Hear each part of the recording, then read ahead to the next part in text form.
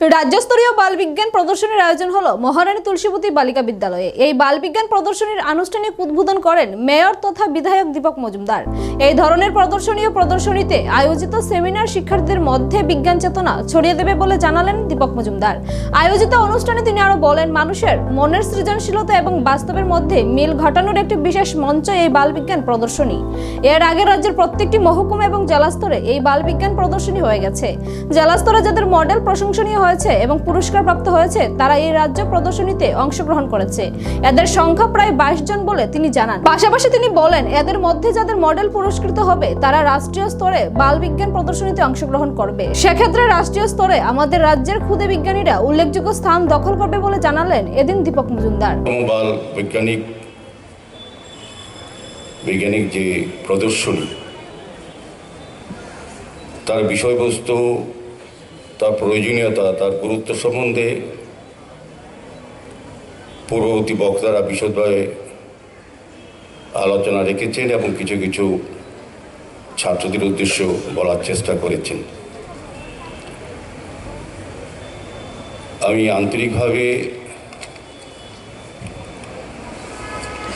শুভেচ্ছা এবং অভিনন্দন জানাই এই রাজ্যস্তরীয় বিজ্ঞান প্রদর্শনীতে আপনাদের স্বতঃস্ফূর্ত অংশগ্রহণের জন্য। বিজ্ঞান প্রদর্শনীর পাশাপাশি এখানে বিজ্ঞান সেমিনারও হবে এবং সেমিনারের বিষয়বস্তু হচ্ছে স্বাস্থ্য এবং দীর্ঘস্থায়ী ভবিষ্যতের জন্য মিলেট।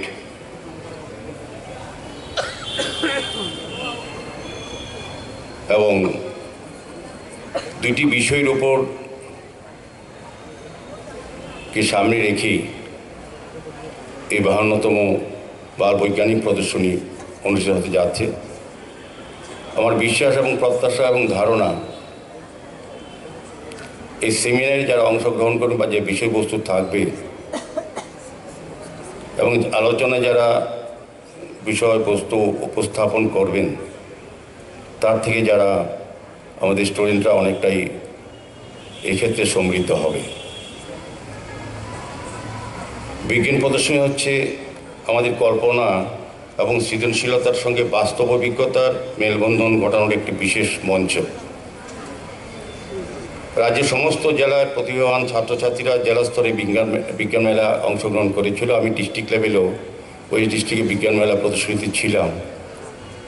সেখানে প্রায় অনেকগুলি মডেল উপস্থাপন করা হয়েছিল এবং সেমিনারে প্রায় 26 জন অংশগ্রহণ করেছিলেন আমার মনে আছে। সেভাবে প্রতিটি ডিস্ট্রিক্ট থেকেই যারা বিজ্ঞান মেলায় প্রদর্শনীতে অংশগ্রহণ যে মডেলগুলি, তাতে সিলেক্ট হয়ে 5 জন আজ রাজ্যস্তরীয়তে অংশগ্রহণ করবে এবং রাজ্যস্তরের থেকেই যারা প্রতিভাবান এবং যাদের মডেল সিলেক্ট হবে তারা রাষ্ট্রীয় স্তরে অংশগ্রহণ করবে। এখানে রেপেল কুমার মহোদয় আশা বলেছেন যে রাষ্ট্রীয় স্তরেও আমাদের রাজ্যের ক্ষুদে বিজ্ঞানীরা আমাদের রাজ্যের হয়ে সম্মান অর্জন করবেন। আমাদের প্রত্যাশা এবং বিশ্বাসও।